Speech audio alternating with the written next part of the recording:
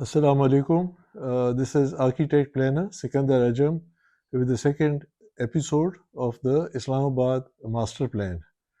In the first episode, we were talking about timelines and how the plan came about and how Doxiadis dealt with the government officials and the timelines.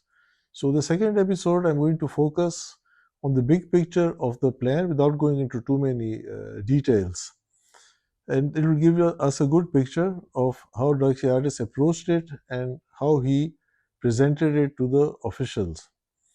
Doxiadis felt that he would not get into complications, too many complications at the initial stage, and he focused on the big picture.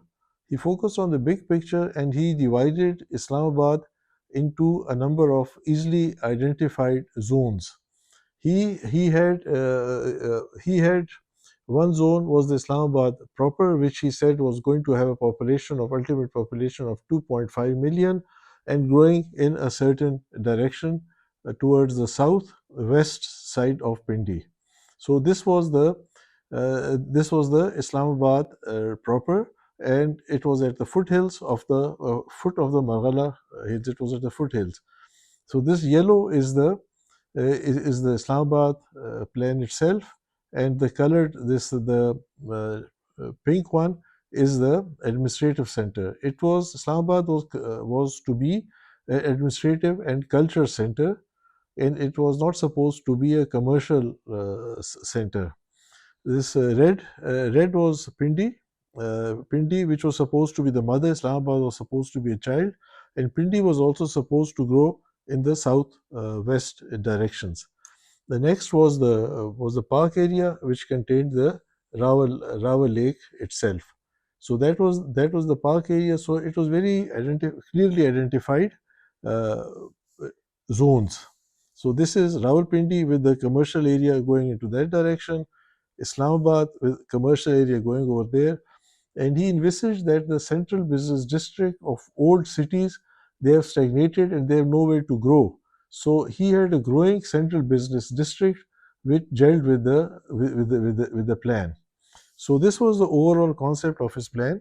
Then we come down to the details of the plan. What he did was this, that he divided Islamabad into a human scale, into sectors.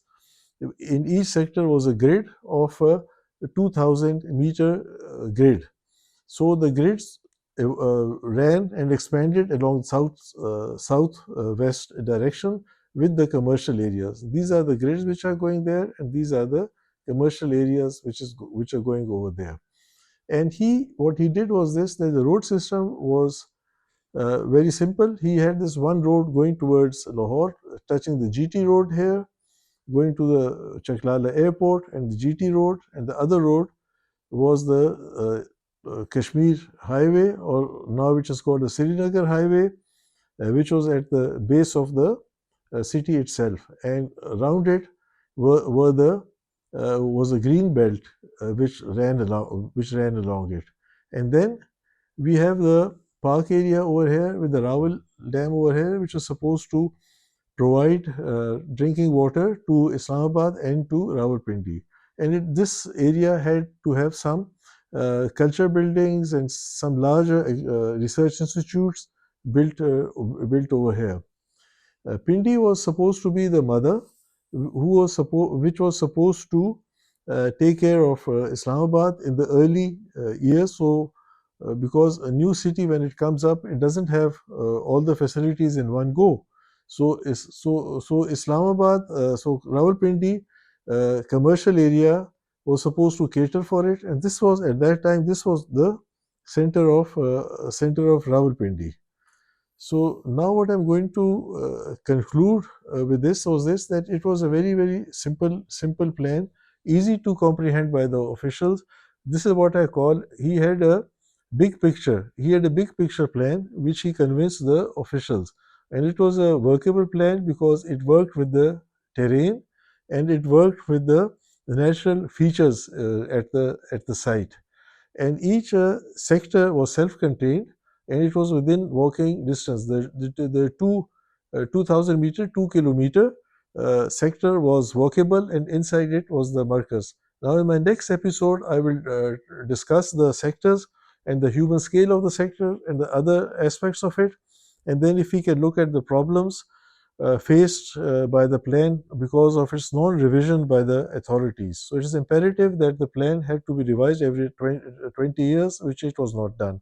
So, I'll conclude on this, and I'm hoping to see you in the next episode, number 3. Thank you.